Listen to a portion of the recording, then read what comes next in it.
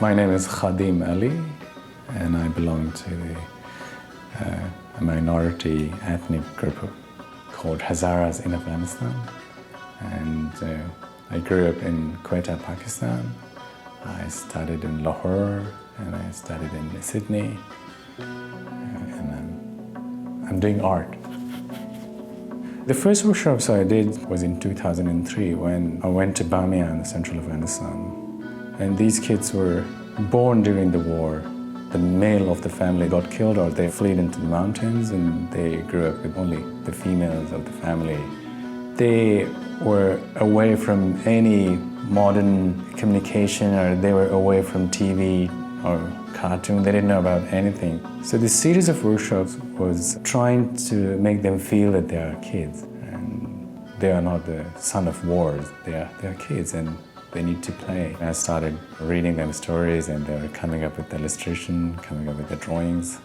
So when I was doing these workshops with them, one of the children's name was Rustam, and I asked him, "Do you know what Rustam means?" And he said, "Well, Rustam is the hero in the book.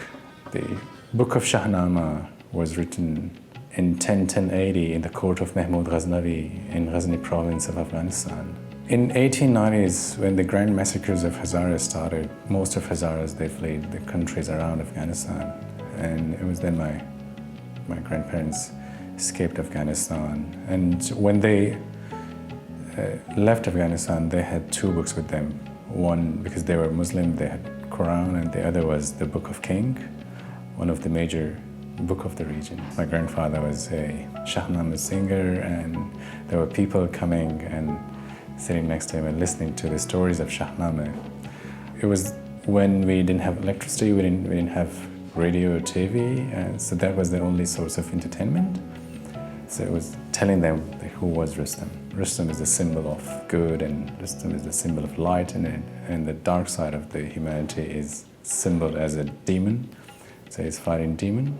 Afghanistan is a land where the concept of hero doesn't exist at all, because every ethnic group has their own hero, and one ethnic group's hero is demon to the other ethnic group.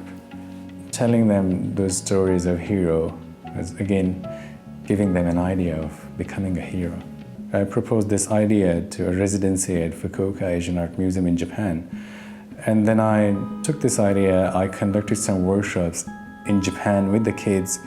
And before going to Japan, I took some of the Bamiyan kids' drawings with me. I was also showing the photographs of their lifestyle. I was showing their school images. I was showing their houses images and what are they doing. I was also telling how these kids were born during the war and what do they think about Afghanistan. So then the Japanese kids' drawings were in response of their drawings. Japanese kids were telling them that we exist. This is our culture, this is what we do.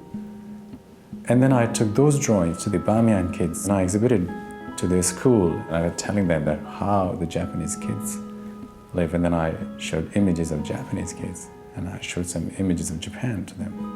In Japanese drawings, it was people playing baseball, football, soccer. So I took some football or baseball, so I was just distributing them just to exchange their culture. The kids are the real reflection of their society, and their drawings were all their stories about their society. And Afghan kids' drawings were full of massacre scene, bombing scene, and the imageries were all about weapon. The Japanese kids' drawings were all about robot, playing football, skyscrapers, and flowers. My works were influenced by kids' drawings. So it was like a collaborative project between Japanese kids, Bamiyan kids, and myself. It was a good experiment. It was a very successful experiment.